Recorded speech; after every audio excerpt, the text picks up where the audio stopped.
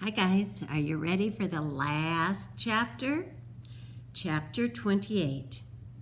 As summer came to the North Country, group visits to the pond had become a daily event until the day Peter announced, "This morning, just Cole and I should go." Garvey had already pulled on his pants. "Are you sure?" he asked. Peter nodded. Garvey turned to Cole. "What do you think?" Cole eyed Peter and shrugged. "Doesn't matter to me." Again, Garvey asked, "Are you guys sure you're ready for this?" "Yes," Peter said, his voice firm. Cole nodded, but found himself a little scared.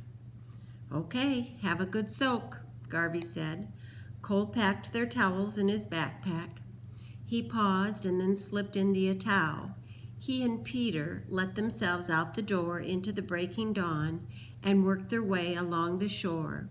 Neither of them spoke as they reached the river and started wading upstream toward the pond. Peter stumbled along angrily, his fist clenched. An awkward and thick silence hung between them. When they finally reached the pond, Cole couldn't stand the silence anymore. "I'm glad we came alone," he said. "It's time we were friends." He held out his hand to Peter, but Peter knocked his hand away. "I'll never be friends with you." "Look, Peter, I didn't mean to hurt you." Peter shoved Cole, knocking him off balance. "You beat me up and smashed my head on the sidewalk until I was bleeding. They had to pull you off of me. What do you mean you didn't mean to hurt me?" His eyes were wild. Cole had regained his balance. "What I mean is, I didn't mean to get so angry. I didn't decide all of a sudden to get mad and hurt you. And so now everything is supposed to be all right?" Peter shoved Cole again with both hands. "No, it's just that everything will be better when my headaches go away, when I can sleep at night and my bad dreams quit." Peter's eyes welled up with tears. "I can't walk anymore without stumbling. Sometimes I can't think straight and my words don't come out right." He shook a fist in Cole's face. "You don't really care about me. You just want to get off this island. That's all you want." "A year ago that was true," Cole said, "but not anymore." "You haven't changed," Peter challenged, his voice growing louder. "You would beat me up again if you had the chance." Cole shook his head. "I could beat you up right now, but I won't." "You won't 'cause you're scared of Garvey," Peter said, "and 'cause you're scared of jail." Again, Cole shook his head. "It's because I've had a lot of time to think. And besides, if you thought I might beat you up again, why did you tell Garvey you wanted to come alone with me this morning?" Peter bent down, pretending to tie his boot. "You have to believe me," Cole pleaded. "I'll do anything to help you and make things right. It doesn't do any good to stay mad." Suddenly, Peter sprang up, shoving Cole hard and sending him stumbling to the ground. "You stay away from me. I don't need your help," he screamed. "I'm so sorry," Cole repeated. "Oh, you're not sorry for anything," Peter shouted. He kicked at the ground, pelting Cole with gravel and dirt. Shielding his face, Cole got to his feet, but Peter stormed forward and shoved him again. "Why don't you beat me up again?" "I don't care anymore." Cole quietly stood his ground. "Well, maybe you're scared of me," Peter said, swinging his fist. He struck Cole squarely in the face. "Go ahead, hit me," he taunted. "Kill me. I don't care anymore." "You do care," Cole said, shielding his face. "I'm not ever going to hurt you again. Can't you see that?" "Liar!" shouted Peter. He hit Cole hard in the gut. "You're scared of me."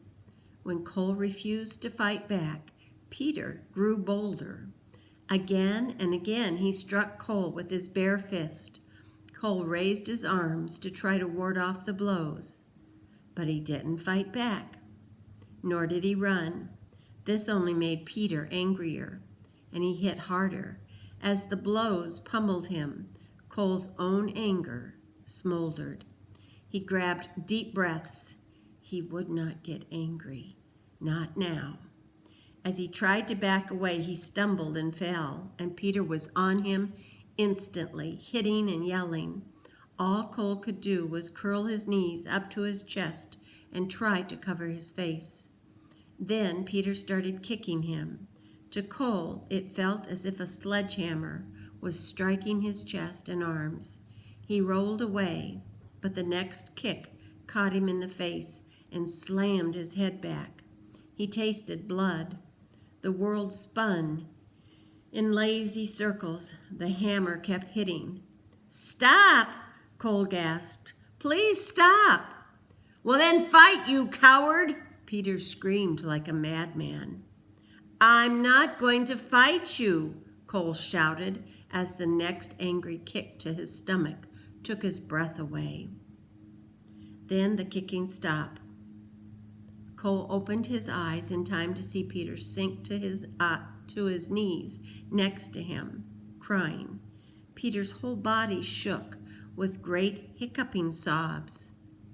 "Are you okay?" Cole asked, grimacing from his own pain. "I'm scared," cried Peter. "I'm so scared. My thinking gets all mixed up and I feel like the whole world is falling on me." Wincing, Cole sat up. "How can I make you believe that you don't ever have to be scared of me again?" "Oh, you just say that," Peter sobbed. "Peter, I'm not a bad person. I got mad at you because I was really mad at myself. I thought my dad beat me because I was worthless." Cole paused. The dances, carving the totem, carrying the ancestor rock, touching the spirit bear, it was all the same thing. It was finding out who I really was. "You're a jerk," Peter sobbed. "That's what you are." Cole fought back his own tears. "I'm part of some big circle that I don't understand, and so are you. Life, death, good and bad, everything is a part of that circle. When I hurt you, I hurt myself too. I don't think I'll ever heal from what I did to you, but I'm sorry, Peter. I really am sorry." Peter knelt, crying, his body bent forward. Cole, not knowing what else to do, wrapped his arms around Peter's shoulders. For a long time, Peter let himself be hugged, leaning back into Cole. And then that was when it appeared. Not 20 feet away, it stood watching them. The spirit bear. "Look," Cole whispered, letting go of Peter.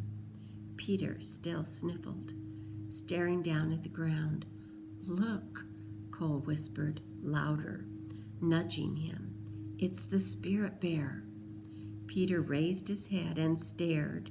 His mouth opened in amazement. "Will it hurt us?" he whispered. "No," Cole whispered back. "We're not threatening it. You and I have both become invisible." Peter looked at Cole, puzzled.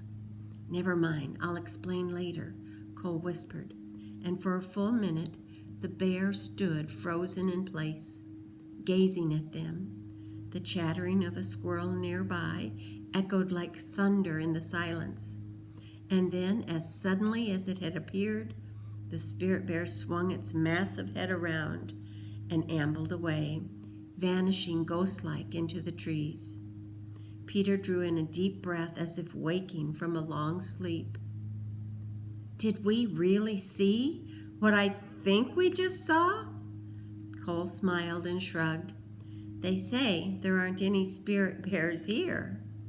"But I saw one," Peter insisted. "Will anyone believe us?" "It doesn't matter what other people think or believe," Cole said. "It's what you believe. That's what's important.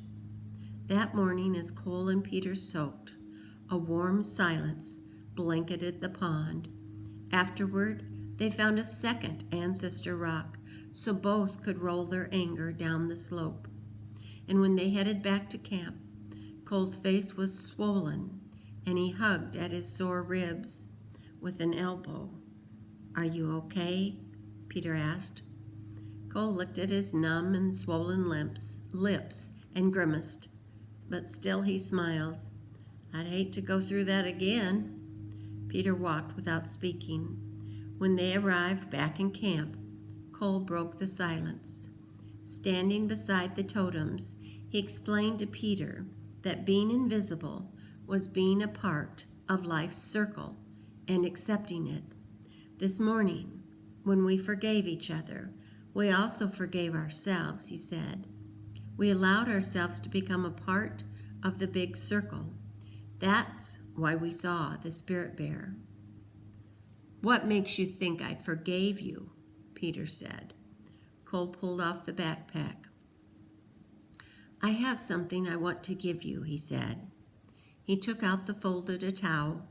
"Garvey gave this to me as a symbol of friendship and to show that he trusted me." He handed the towel to Peter. "Now, I want you to have it."